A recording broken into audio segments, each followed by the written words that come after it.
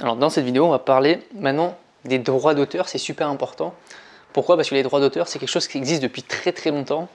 Et avec l'arrivée d'Internet, certains droits d'auteur justement ont été nouvellement créés et d'autres ont été un peu mis en péril, on en parlera dans cette vidéo.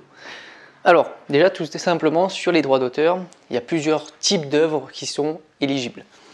Les premières œuvres justement qui sont éligibles, bien sûr, et on le connaît très bien, c'est les œuvres dites de littérature, donc tous les livres, donc sont soumis aux droits d'auteur, c'est-à-dire que celui qui va créer, qui a édité le livre, il l'a créé vraiment de lui-même.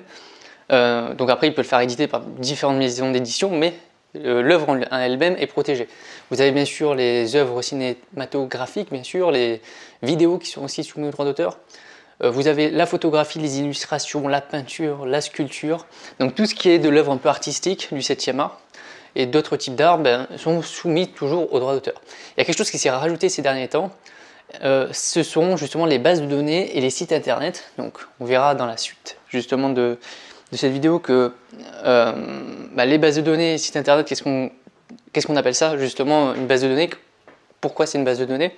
Et en fait tout simplement la structure du site internet, mais plus globalement ce qu'il y a dans le site internet, donc les articles par exemple disponibles sur un site internet sont soumis aux droits d'auteur. Vous avez toutes les pages de vente aussi, donc bien sûr les produits qui sont vendus, donc plusieurs types de sites peuvent vendre le même produit. Par contre la description du produit, elle est unique à chaque site et on ne peut pas la recopier. Donc c'est soumis aux droits d'auteur. Donc il y a deux conditions pour qu'il y ait un droit d'auteur qui s'applique. La première condition, il faut que l'œuvre soit une forme tangible. C'est-à-dire une forme tangible, c'est quelque chose qu'on peut toucher, voir. Et justement, j'ai donné un contre-exemple, ce sont les méthodes et les idées. Une idée n'est pas soumise aux droits d'auteur. Une méthode de travail, par exemple, une méthode de faire quelque chose n'est pas soumise également aux droits d'auteur. Tout simplement, pourquoi on dit ça? Par exemple, une idée, on ne peut pas dire j'ai une idée, c'est mon idée, donc personne ne pourra la recopier. Si on a une idée, justement à proprement parler, il faut créer un produit et déposer un brevet. Là, par contre, ça sera protégé. Par contre, une idée donnée comme ça ne peut pas être soumise aux droits d'auteur, donc c'est-à-dire que c'est des choses qui sont intangibles. Une idée, on ne peut pas l'attraper, machin. La littérature, vous pouvez avoir votre livre entre les mains. Un site internet, vous pouvez cliquer dessus, même si c'est une forme numérique, en quelque sorte, ça existe réellement. Des méthodes de travail, c'est juste de l'organisation, et donc ça ne peut pas être soumis aux droits d'auteur.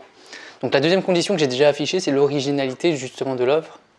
C'est-à-dire que on ne peut pas prendre une œuvre existante et la reproduire et dire que c'est à nous. Donc il faut que justement ce soit vraiment le créateur du livre par exemple qui sera soumis aux droits d'auteur. Il faut que ce soit vraiment la personnalité du créateur qui soit derrière. Exemple, on ne peut pas demander à quelqu'un d'écrire quelque chose et se dire et s'octroyer tous les droits. Il faut que ce soit la personne elle-même qui ait créé, fondé de toutes pièces justement ces différentes œuvres. Donc il ne faut pas qu'il y ait ce qu'on appelle de reproduction. Ensuite, on va parler des droits d'auteur. Il y a deux types de droits dans les droits d'auteur. Il y a le droit moral et le droit patrimonial.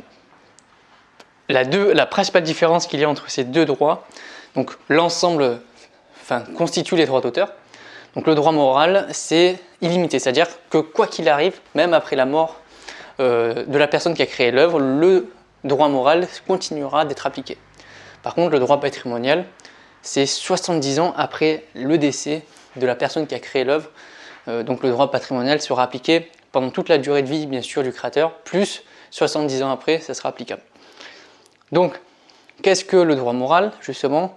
C'est ce qu'on appelle un droit de regard, c'est le respect de l'intégrité de l'œuvre. C'est-à-dire qu'on a une œuvre qui a été créée, donc elle veut faire véhiculer un message, et si jamais une personne souhaite reproduire, réutiliser cette œuvre dans le cadre justement d'une réadaptation ou quelque chose, il faut, en tout cas tous les descendants du créateur initial ont un droit de regard sur cette œuvre et ils peuvent interdire la reproduction, ils peuvent interdire la publication de cette nouvelle œuvre qui a été créée à partir de l'ancienne.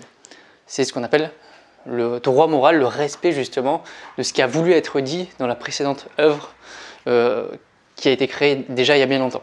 Ensuite, le droit patrimonial, donc là c'est plutôt l'aspect de la rémunération justement du créateur. C'est-à-dire ce sont des droits sur l'utilisation de son œuvre, c'est-à-dire qu'une personne qui veut utiliser son œuvre, elle peut en faire la demande, elle peut être acceptée, mais par contre il y a peut-être des royalties ou en tout cas une compensation financière ou un pourcentage des ventes par exemple qui sera à redonner au créateur.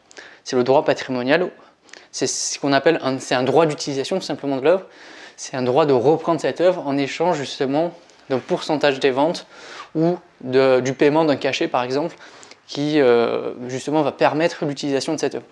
Donc elle est applicable pendant toute la vie du créateur et c'est ce qui permet justement de rémunérer aujourd'hui les créateurs, ceux qui publient des livres, les écrivains, on va éditer leurs livres et justement sur cette édition ils vont toucher un pourcentage.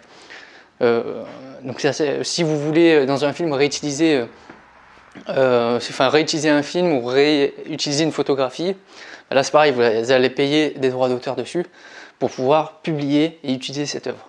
Et donc ce sont à la fois le créateur qui, pendant sa durée de vie, touchera justement ce droit d'auteur, ce droit patrimonial, et ce seront aussi les descendants qui toucheront ce droit patrimonial jusqu'à 70 ans après le décès de la personne.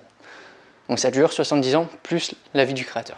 Alors comme je vous ai dit tout à l'heure, dans les droits d'auteur, il y a quelque chose qui a été nouvellement créé, c'est en lien bien sûr avec l'évolution technologique de notre société. Donc toutes les bases de données, les sites internet, ça n'existait pas avant. Et donc on sait qu'aujourd'hui, maintenant, les bases de données et les sites internet sont bien protégés par les droits d'auteur. Déjà, un site internet, c'est un site web, tout simplement, sur Google ou ailleurs. Donc ça peut être à la fois le contenu du site qui va être protégé.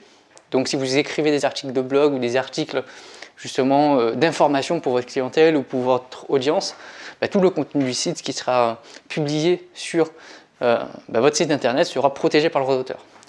Votre logo ne pourra pas être reproduit. Donc vous avez aussi une protection des noms commerciaux qui existent, il faut en faire une déclaration pour pas qu'on vous reprenne justement votre logo, donc votre image de marque. La forme, la hiérarchie du site ne peut pas être reprise et copiée à l'identique. Et ce qu'on appelle la charte graphique, donc tout site a une charte graphique, c'est-à-dire à la fois une certaine typographie, donc l'écriture qui a une certaine, on peut la faire en Times New Roman comme on peut la faire en Arial ou comme on peut la faire dans une autre type de structure, en gras ou en italique voilà, donc ça appartient à la charte graphique. Vous avez des couleurs, vous avez toute une mise en forme, une charte graphique tout simplement, donc elle est éligible au droit d'auteur. À côté vous avez ce qu'on appelle des bases de données, donc c'est un peu plus complexe à comprendre. Une base de données tout simplement c'est un endroit donc, qui existe où on va recueillir toutes les données. Donc c'est-à-dire qu'il va y avoir une méthode de classement hiérarchique, en tout cas qui est méthodique dans la base de données. Donc il peut y avoir plein de bases de données, une base de données client, ça peut être aussi une base de données où vous avez, un annuaire par exemple est une base de données en quelque sorte. Un logiciel de CRM, donc de relations clients, c'est une base de données aussi.